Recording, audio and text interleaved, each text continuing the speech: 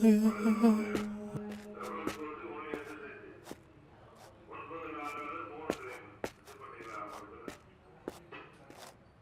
நடந்துச்சு சொல்லு.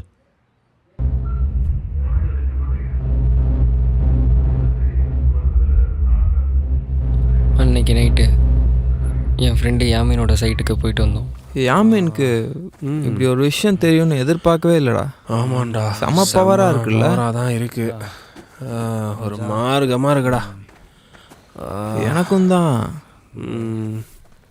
முடியல மச்சான்.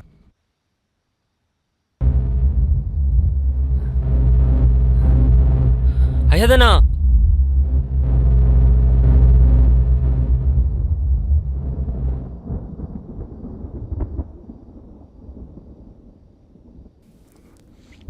டேய் வா இங்க வா டேய் வா வா